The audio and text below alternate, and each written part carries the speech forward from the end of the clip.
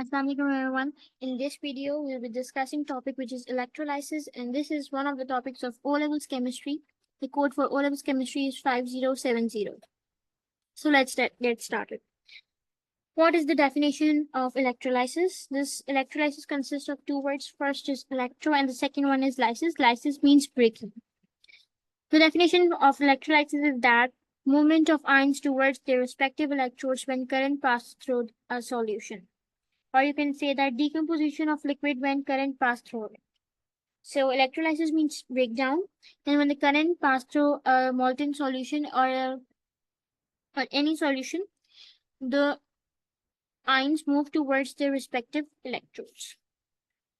So the next term in this chapter is electrolyte. What is an electrolyte? Electrolyte is a substance that conducts electricity in liquid.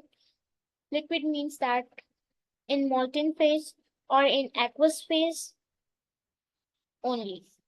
Then electrolytic cell. What is this electrolytic cell? Electrical energy through the cell, electrical energy is converted into chemical energy. Then we have electrodes. What are electrodes? They are conducting rods. There are two types of electrodes in our syllabus. First one, that is non-reactive, and the second one, it is reactive.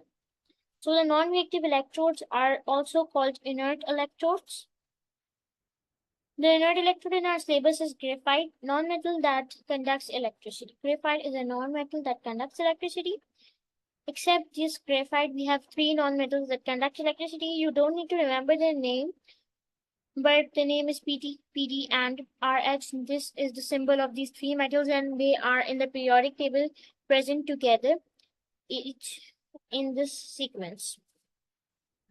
Now let's move towards reactive electrodes. So reactive electrodes are moderately reactive metals. Now let's move towards an example of electrolysis. Electrolysis of sodium chloride. So the sodium chloride is in molten form. I have drawn a diagram and I hope it is visible. So there are two rods. These are the electrodes. The rod which is connected with the positive terminal is known as anode, and the rod which is connected with this negative terminal, it is known as cathode. So at anode, oxidation occurs. Oxidation means lose of electrons, while at cathode, reduction occurs. Reduction means gain of electron. Okay, so there is an easy way to remember that which ion goes towards cathode and which ions goes towards anode. Firstly, you need to know that cations, which are the positive ions, goes towards cathode. So cathode. Cations goes towards cathode. Cathode is the negative electrode. And the positive ions, which are known as cations, goes towards cathode. However, the anions, which are the negative ions, goes towards anode. Anode is the positive electrode. So cathode is the negative electrode, anode is the positive electrode. Cations goes toward cathode, which is a negative electrode. Anions, which are negative ions, goes toward anode, which is a positive electrode. Next, we have the reaction at cathode. So the electrolysis, the electrolyte was molten sodium chloride. So the ions present in the solution are of sodium, Na plus, and chloride, Cl minus. So at cathode means the negative electrode. Sodium ion means the positive ion, or you can say cation will go to the cathode, and reduction will occur. Reduction means gain of electron. So the sodium will gain an electron and become sodium, means it will complete its valency. Then at anode, which is the positive electrode, chloride, which have a minus negative charge, will lose electron, will get oxidized and become chlorine. This chloride will lose electron due to oxidation at anode and will become chlorine.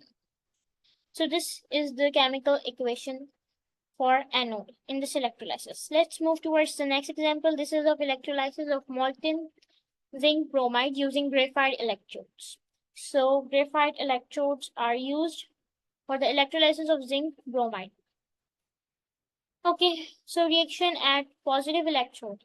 So at positive electrode, bromine will go as bromine is the anion, and anion will go at the positive electrode, which is anode. So this bromine will lose electron as it is getting oxidized and will become bromine, bromine. Then the reaction at negative electrode, the zinc will gain electron as reduction occurs at the negative electrode, and the negative electrode is cathode.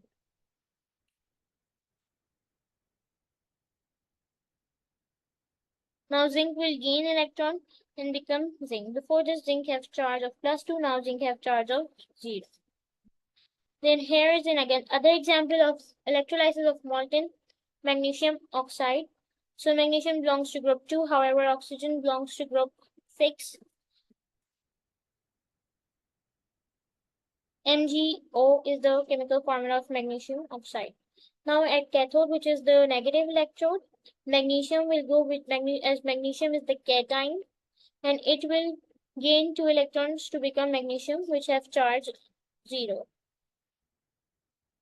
Then, however, at anode, oxygen will go to the anode, and this is the equation for oxygen at anode. As oxygen have charge negative, and it is the anion of the magnesium oxide. So when oxygen will go at anode, the equation is this. 2 oxygen, they they get oxidized, means they lose 4 electrons and become oxygen. Then here is another example of electrolysis of aqueous copper to sulfate using graphite electrodes.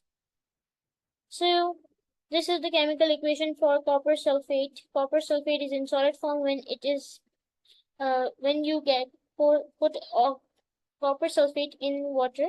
Copper sulfate become aqueous. So 4 ions are present in the solution. First is copper, second is sulfate, third is OH ion, and the fourth is OH or hydroxide ion, and the fourth is hydrogen ion.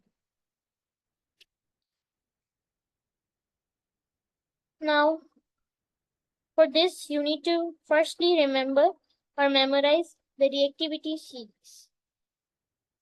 So the reactivity series starts from potassium and ends at platinum, potassium, sodium, magnesium, ammonium, zinc, iron, tin, lead, hydrogen, copper, mercury, silver, and gold. You need to memorize the series. Potassium is the most reactive metal, while the platinum is the least reactive metal. Down the series, the reactivity decreases. Okay, now, after reactivity series, you need to remember this rule. And the rule is that if the metal is below hydrogen in the reactivity series, its ions will reduce. And if the metal is above hydrogen in the reactivity series, H ion will reduce. Means if the metal is below hydrogen, for example, this is hydrogen in reactivity series, and the metal is below hydrogen. So the metal ion will reduce, means the metal ion will go at the cathode. However, if the metal is above hydrogen, so the hydrogen ion will reduce. So for this electrolysis of copper to sulfate, you can see that this copper is below hydrogen. Right after hydrogen in the reactivity series, it means that in this electrolysis, copper will go to the cathode. Copper will reduce. So at negative electrode, which is known as cathode, copper will go, as copper belongs to copper is below hydrogen in the reactivity series. So the equation at the cathode would be Cu2, Cu2 plus. 2 plus is the charge of copper. It will gain 2 electrons and become copper. However, for next thing you need to note is that sulfate ions never get oxidized and never take part in the chemical reaction. So for anode, sulfate ions won't go at anode. Instead, hydroxide ions will go. And this is the equation that you need to remember for hydroxide ions. Whenever they go to anode, you need to write this equation. Anode is the positive electrode. 4OH gives 2H2O, means 2 water molecules plus oxygen plus 4 electrons. Then copper is in transition metal, and the color of copper sulfate is blue. When the electrolysis begins, the copper, which is CuSO4 having blue solution, converts into pink, or you can say red blue solution, as copper have the charge of, firstly, the copper have charge of +2. Now this charge copper gets reduced and this charge converts into Cu0. So from blue color, the color of the solution converts into pink or reddish brown. Okay, here is another rule that you need to remember. And this rule is that in case of halide ions, halide means group 7 ions, which are chloride, bromide, iodide. If the solution is concentrated, you need to look at this, focus on this word concentrated, then the halide ions will get oxidized. Okay. And if the solution is dilute, hydroxide ions, OH ions will get oxidized. Okay. For this, you just need to see that if the question appears in exam about the electrolysis of any electrolysis in which the halide ions are present, and then it is written concentrated. If the word concentrated is mentioned there, then halide ions will get oxidized. However, if the word dilute is present, then hydroxide ions will get oxidized. So here are some few examples of electrolysis. First one is of molten zinc chloride. So you can see that this electrolysis contains chloride ions, zinc chloride, and this is in molten form. So the ions present are only zinc and chloride ions. So the product at cathode would be zinc, as zinc will go at the cathode, and the product of anode would be chlorine gas. Then here is the next example. This is of aqueous calcium sulfate. So the ions present in aqueous calcium sulfate, whenever you see the word aqueous means H and OH ions are present in the solution.